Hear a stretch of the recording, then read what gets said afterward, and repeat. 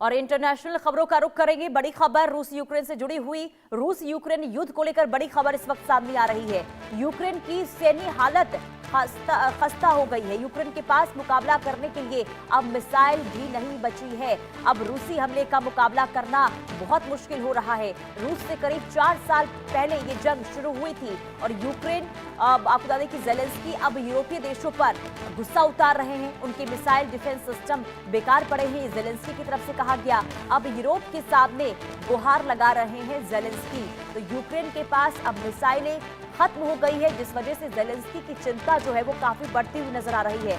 और अब जब ये स्थिति यूक्रेन में बनी है तो कहीं ना कहीं ज़ेलेंस्की का गुस्सा भी सीधे तौर पर देखने को मिल रहा है। और ये गुस्सा किस पर उतार रहे हैं ज़ेलेंस्की?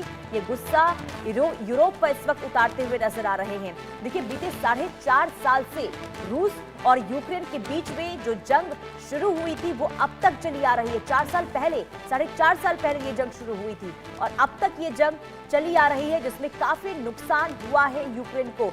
स्थिति बहुत ज्यादा यूक्रेन में खराब है और अब ऐसे में स्थिति ये हो गई है, हालात यूक्रेन में ये हो गए हैं कि अब रूस को जवाब देने के लिए मिसाइल यूक्रेन के पास नहीं बचे हैं। ऐसे में सीधे तौर पर अब गुहार लगाते हुए ज़ेलेंस्की नजर आ रहे हैं यूरोप के सामने और ये कह रहे हैं कि उन्हें अच्छी मात्रा में और सही तरीके से अगर हमें रूस को जवाब देना है तो हमें अच्छी मिसाइलें चाहिए। अब इस तरीके से गुहार लगाते हुए इस वक्त ज़ेलेंस्की नजर आ रहे हैं। तो 4 साल से ये जंग जारी है और ज़ेलेंस्की अब यूरोपीय देशों पर गुस्सा निकाल रहे हैं, उनके मिसाइल डिफेंस सिस्टम को बेकार बता रहे हैं। और ये कहा गया कि इनका जो मिसाइल सिस्टम है वो पूरी तरीके से चौपट है, खराब हो चुका है। और इसी के साथ ही अब यूरोप से गुहार भी मदद की लगाते हुए नजर आ रहे हैं। हालांकि इन 4 सालों में कोशिश हर स्तर पर हुई कि इस यूक्रेन और रूस के बीच में जो जंग चल रही है उसे खत्म किया जाए। कई दौर की बातचीत भी हुई, लेकिन हर दौर की बातचीत विफल साबित हुई, यानी कि बातचीत को लेकर भी कोई समाधान निकलता हुआ नजर नहीं आया। हालांकि अमेरिका ने पूरी कोशिश की कि रूस और यूक्रेन के बीच में जो जंग के हालात अब तक बने हुए हैं उस पर विराम लगे, सीज फायर किया जाए, लेकिन ऐसा होता हुआ नजर नहीं आ रहा है।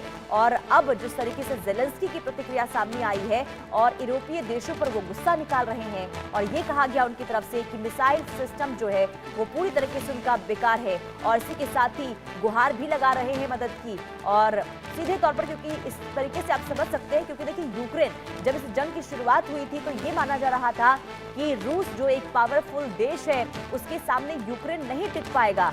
लेकिन इन 4 सालों में यूक्रेन ने रूस के हर हमले का पलटवार किया है। यानी कि अगर रूस की तरफ से हवाई हमले या फिर ड्रोन के जरिए या फिर किसी भी तरीके से हमले किए जाते थे मिसाइल के जरिए, तो उसका पलटवार भी यूक्रेन की तरफ से किया गया है और हर एक हमले का जवाब दिया गया है यूक्रेन की तरफ से। लेकिन अब स्थिति वहां पर बहुत ज्यादा खराब हो गई है, क्योंकि रूस जिस तरीके से बमबारी यूक्रेन पर कर रहा है, बमों की बौछार कर रहा है, उससे कई ऐसे ठिकाने हैं जो तबाह हो चुके हैं। और ऐसे में यूक्रेन की आर्थिक स्थिति भी अब खस्ता हाल हो चुकी है, खराब होती हुई नजर आ रही है। और यही वजह है कि ज़ेलेंस्की की अब चिंता बढ़ गई है। चिंता इस बात की कि आखिर आगे अब रूस को जवाब कैसे दिया जाए।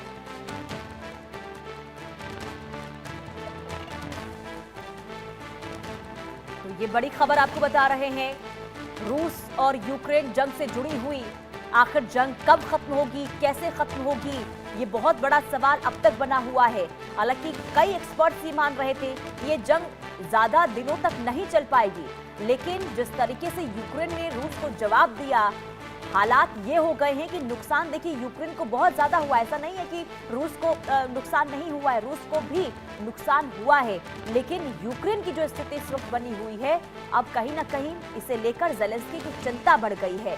और अब सीधे तौर पर देखिए यूरोपीय देशों पर गुस्सा उतारते हुए उनका ये कहना है कि जो उनका मिसाइल डिफेंस सिस्टम है वो पूरी तरीके से खराब है, बेकार पड़ गया है। और ऐसे में वो असमर्थ है कि किस तरीके से रूस को अब जवाब दिया जाए। लेकिन सीधे तौर पर आप इस तरीके से समझ सकते हैं कि जो हालात, जो स्थिति इस वक्त बने हुए हैं यूक्रेन में, क्योंकि जो रूस की तरफ से जहां जहां हमला किया गया रिहायशी इलाकों पर, इसके अलावा कई ऐसे ठिकाने जो कहीं ना कहीं देखिए यूक्रेन के लिए अब एक बहुत बड़ा सोर्स होते थे, अब आर्थिक तौर पर अगर हम इसे देखें, उन जगहों को तबाह रूस की तरफ से किया गया है। ऐसे में बदहाली की स्थिति में इस वक्त यूक्रेन है और अब गुहार लगाते हुए यूरोप के सामने नजर आ रहे हैं जेलेंस्की।